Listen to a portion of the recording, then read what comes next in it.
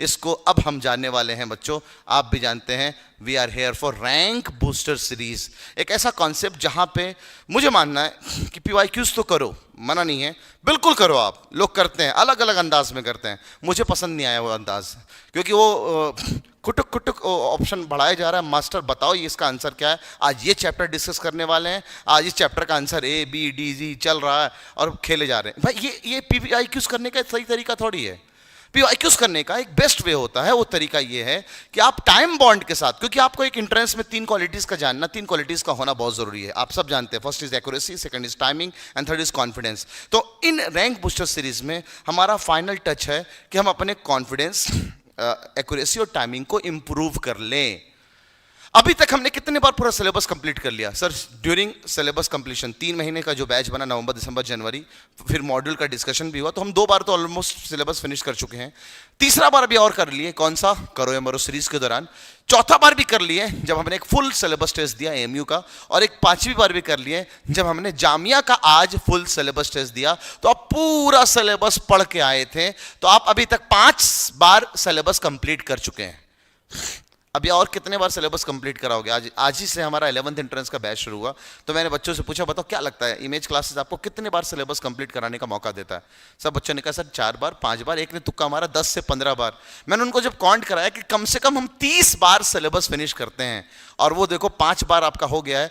आने वाला ये 5 और 4 9 10 दिन का है ये पूरा रैंक बूस्टर सीरीज। इन 10 दिनों में कम से कम हम 20 बार या 18 बार सिलेबस कंप्लीट करेंगे।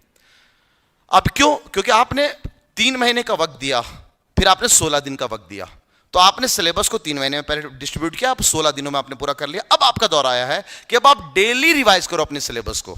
तो इस कंसर्न को लेकर के हमने बनाया था रैंक बूस्टर सीरीज, कि बच्चा जब लास्ट के दौर में आए तो रोजाना वो सवाल करे, रोजाना वो बार बार नोट्स पलटने से चीजें, ऐसा नहीं कि घुल पिट करके पूरा दिमाग में मशीन में घुर मारा और पी गया, दिमाग में आ गया, ना भैया ना।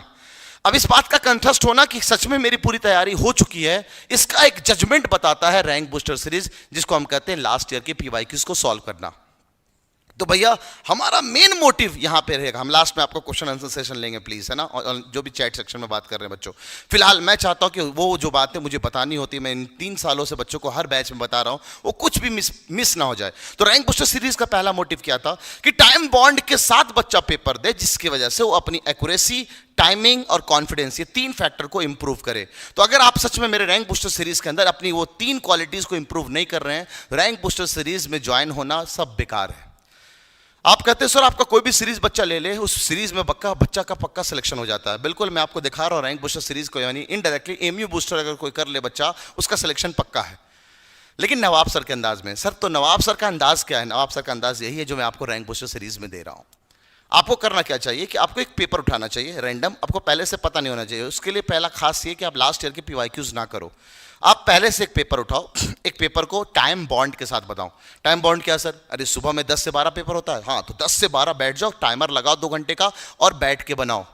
ये तो घर में पॉसिबल नहीं है सर, घर में सीटी, बाजा, गाना और पता नहीं अम्मी का कुकर क्या क्या बजता रहता है, तो हम कंसर्न नहीं कर पाते, हम कॉन्सेंट्रेट नहीं कर पाते हैं। तो उसके लिए बेटर ये है कि हम ऐसा क्यों ना आपको एक माहौल बनाएं और ऐसा एक बना करके हम आपको सिस्टम दें। आप हमारे सेंटर पे आओ, 10 से 12 में बैठो, टीचर के इन्विजिलेशन में आप बैठ करके पेपर दो, ऐसा दो जैसे उस दिन एंट्रेंस का पेपर दे रहे हो। तो ये जो एमसीक्यू जो खेल रहे हो यूट्यूब पे भला भला भला भला जगह पे, ये क्या मजा दे रहा है तुम्हें? हीरो बन गए, तुम्हें पता चला भी तुम्हारे कितने मार्क्स आ रहे हैं? कोई नहीं, खाली बस मजे में चल रहा है चीजें। असली तरीका तो ये है जब टाइम बॉन्ड के साथ टीचर के इन्विजिलेशन में ओएमआर पे दोगे, प्रैक्टिस करोगे और अपने आप को जज करोगे, सिलेबस पहले पूरा रिवाइज करके आओगे। तो आज का टारगेट यही है कि कल सुबह 10 बजे जो आपका पहला आरबीएस एमयू का शुरुआत होने वाला है, एक बार पूरे नजर से सिलेबस को ऐसा करके आएंगे कि कल हम ना अपना पहला एमयू का पेपर देने जा रहे हैं।